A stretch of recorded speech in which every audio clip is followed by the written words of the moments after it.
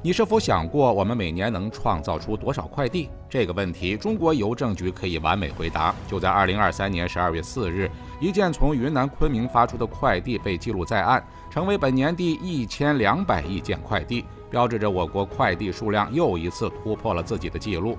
这里是知识 TNT。1200亿件到底有多少？其实仅只是从数量上看，就已经是一个极为惊人的数字了。这个数字只要平均到全国每个人头上，就意味着每人每年平均就产生了100件快递。对比国外1200亿这个数字又代表什么呢？1200亿已经远远超过了全球年包裹数的平均值，大约占到了63%的比重，更是把美国、日本和欧洲等经济发达地区远远甩在了后边。要知道，美国全年包裹数量也只有区200多亿，日本更是不到100亿。世界快递看中国，绝不是一句空话。当然，作为国人津津乐道的第5基建，没有深入我国广大农村，怎么能叫基建呢？每一个农村读者肯定熟知一句话，叫要想富，多修路。快递自然也是这个道理。过去的11余年中，我国在广大农村建成了27.8万个村级快递网点，基本能保证农村、城市之间的物流转运需求。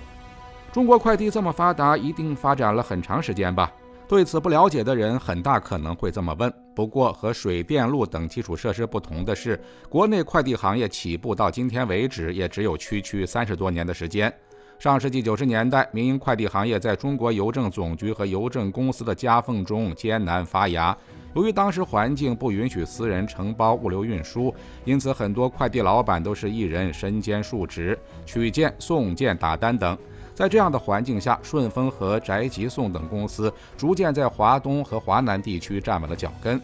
世纪之交时，我国民营快递行业逐渐开枝散叶，三通一达的格局初步形成。然而，由于市场份额仍然绝大多数在邮政手中，因此民营快递公司的业务仍然局限于商务文件和若干工业品。2004年到2009年是我国互联网行业高速发展的几年，淘宝网的崛起让网购成为了现实。随着圆通公司同淘宝网建立了战略合作伙伴关系，诸多民营快递公司看到了弯道超车的方式，纷纷投身于潜力巨大的网购配送领域。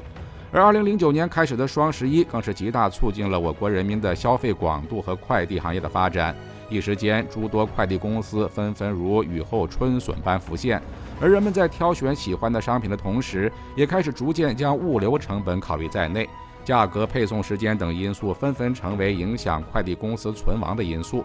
各个公司之间开始明争暗斗，而伴随斗争而起的便是源源不断的融资、上市等商业活动。而我国年包裹配送数也开始节节攀升，并打破了一个又一个记录。随着快递行业的井喷，越来越多满足不同需求的配送方式也开始出现。同城急送的达达、顺丰的生鲜次日达、高价值数码产品首选的京东配送和许多餐厅自己的配送人员等等，方式不一而足。可以说，快递行业的发展不光是让各大公司赚得盆满钵满，连人们选择自己心仪的商品也比以前不知道方便到哪里去了。双11过去这么久，我的钱去哪儿了？这是很多人在次日朋友圈发问的内容，一方面要怪自己管不住手，一方面又要责怪各位商家实在是太懂消费者了。对绝大多数人而言，这只不过是一个玩笑。然而，还是有部分人高呼所谓快递的便捷使得人们购物更加肆无忌惮之类的话。那么事实的真相到底如何呢？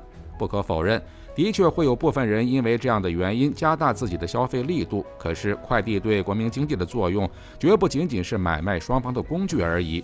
你听过自动仓储物流的概念吗？这是现代物流中心和物流网络规划的核心，它囊括了诸多机械设备、计算机算法、配送、数学模型建立等概念。